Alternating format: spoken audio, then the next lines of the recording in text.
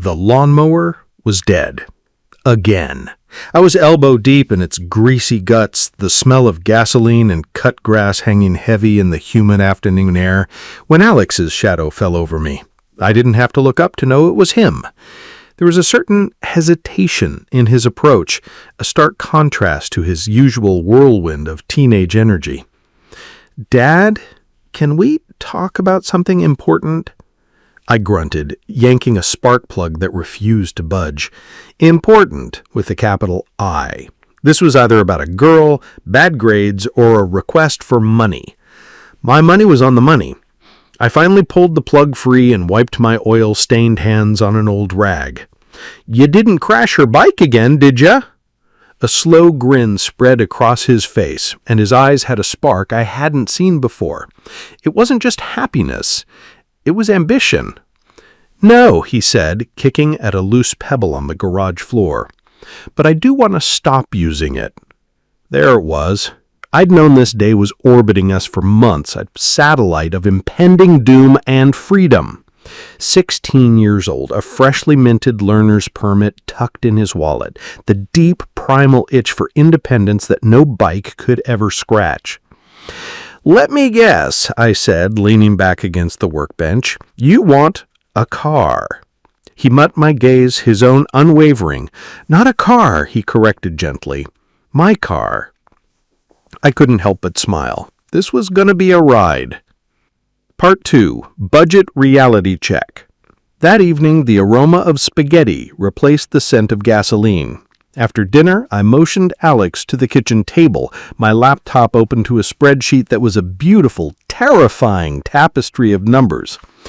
"All right, let's talk reality," I began. "Owning a car isn't just about the freedom of the open road. It's a financial beast. You have to feed it, care for it, and clean up after it." I pointed to the screen. We looked up insurance quotes for a new teen driver. The numbers alone made Alex visibly pale.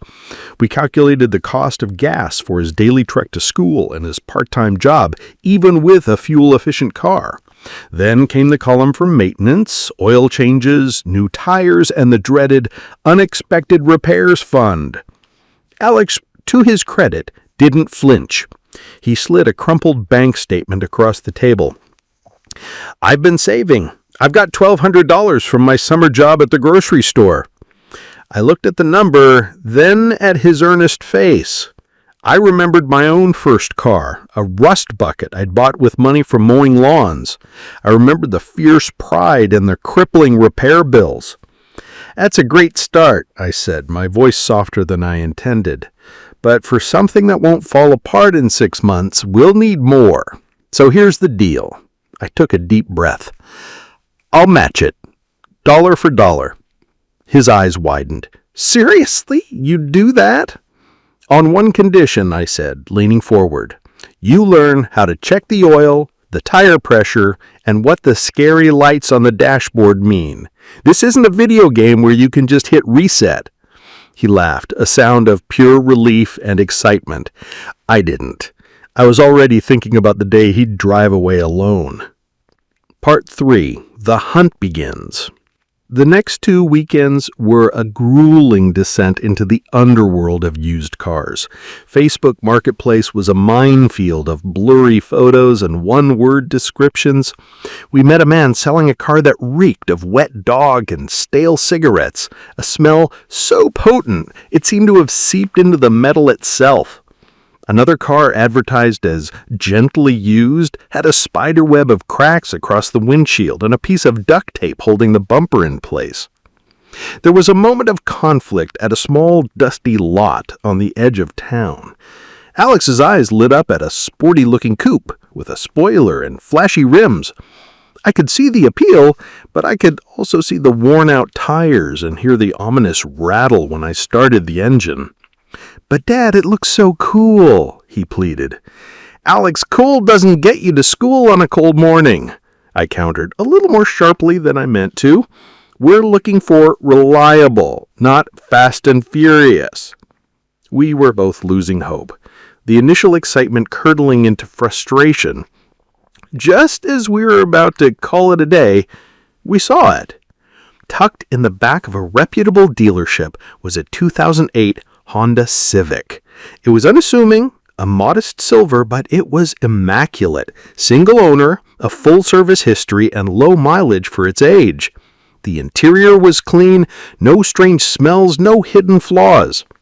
I ran my hand over the hood. This one's got a good feel. Alex walked a slow circle around it, his expression changing from skepticism to ownership. He peeked inside, his hands resting on the roof as if claiming it. "This one," he said quietly, "feels like mine." Part 4. The Drive Home. The deal was made. Alex counted out his entire savings, his hands trembling slightly as he passed the stack of 20s to the seller. I covered the rest with a check. The seller, a kind-faced older man, dropped the keys into Alex's palm. "Take care of her. She's been good to me." Alex slid into the driver's seat with the reverence of an astronaut boarding a rocket. He just sat there for a moment, his hands gripping the wheel at 10 and 2, exactly as I'd taught him. I got in the passenger seat, my own heart thumping a nervous rhythm against my ribs. "You good?" He looked over at me, his face a mixture of terror and absolute pride. "A little, but mostly this just feels right." He turned a key. The engine purred to life, a smooth, steady hum that sounded like reassurance. He checked his mirrors, took a deep breath, and pulled out of the lot with me riding shotgun. Every turn signal, every gentle press of the brake was deliberate. I watched his face, silhouetted by the setting sun, and I didn't see my little boy anymore. I saw a young man crossing a threshold. We didn't speak much on the way home. There's nothing to say. The world existed in the hum of the road beneath us and the quiet, unbreakable bond between a father and son navigating a new chapter together. Part 5. More Than a Car. A week later, I came home from work to find a thank you note on my desk. It was scribbled on a piece of ripped notebook paper in his messy, familiar handwriting. "Dad, thank you for trusting me, not just with the car, but with everything. Thanks for helping me grow up one gear at a time." I read the note twice, then folded it carefully and tucked it into my wallet right behind my own driver's license. That car, sitting proudly in our driveway, wasn't just a machine of metal and wheels. It was his first real debt, his first tangible piece of freedom.